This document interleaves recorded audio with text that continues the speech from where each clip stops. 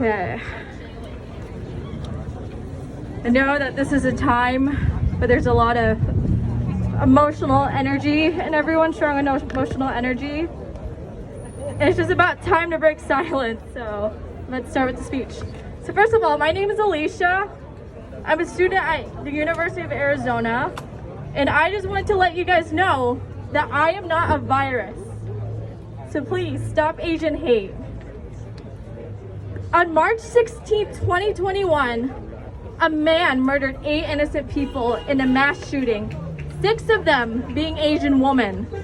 These women were beloved mothers, sisters, and wives with lives ahead of them, and because of an act of hatred, they were brutally taken away from their loved ones.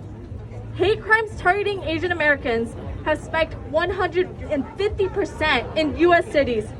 Viewing media coverage exemplifying the elderly being attacked has been absolutely disturbing and heavy on my heart.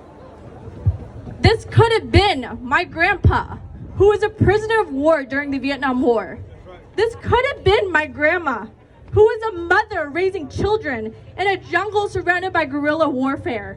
These are my people being discriminated against, harassed, and assaulted on a day-to-day basis. The people being attacked are people with life stories and past traumas and a rough history you know nothing about. Most of them have escaped adversities such as poverty, war, and political corruption by immigrating to America in search of a better life, and to treat them with violence is absolutely unacceptable.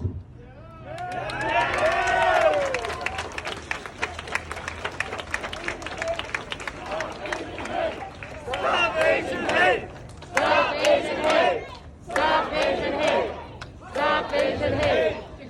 Stop Asian hate! My family, for example, have been Vietnam War refugees, escaping the communist regime by boat, working hard to rebuild our lives from ground up, and did whatever it took to survive on foreign land.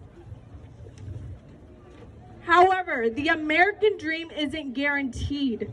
All my family members, including myself, have been subjected to xenophobia in the past solely because of our skin color, the way we speak, and how we choose to express our culture. As the United States of America, we need to stop being divided because of skin color, nationality, religion, gender identity, sexual orientation, political party, socioeconomic status, social class, and start recognizing each other as human beings worthy of respect and dignity. I am horrified of extremist groups and the political polarization going on in this country, especially after the 2020 election. After all, America is a melting pot where all cultures are blended, not a quilt where everyone is boxed and divided. It's time for us to see the beauty in each other's differences and stop expecting everyone to conform to the status quo, because after all, life would be boring if we were all the same.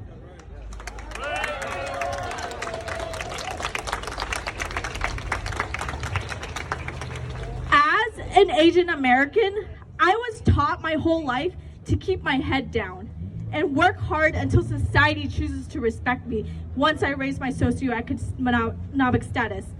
As a result, I have contributed to the toxic stereotype of being the model minority by projecting myself as docile, reserved, and diligent, which is far from who I am today.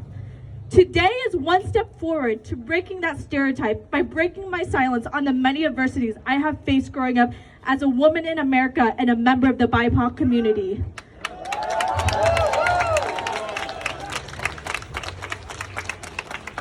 Dismantling racist, anti-Asian violence means standing up against white supremacy, systemic racism, and social injustice.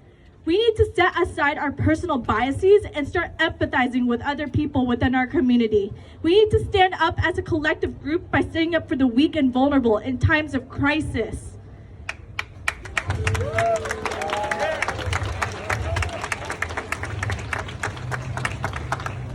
Under the sky and heavens, there is but one family. We need to stop seeing Asians as viruses, Muslims as terrorists, blacks as criminals, Mexican is illegal immigrants, and Caucasians are white supremacists. Until then, it is up to you as an individual to recognize harmful stereotypes that do not pertain to all people within particular demographics and be outspoken when you notice a prejudice incident. We as a nation cannot stand in unity and solidarity until we set aside barriers holding us back from coming together.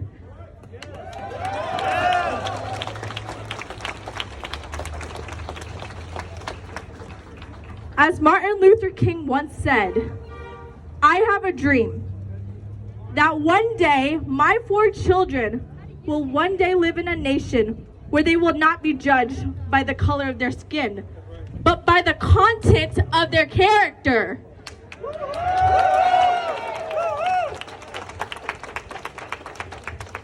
Until then, we must stand together to fight against social injustice in order to set a good example and shape a better future for the following generations.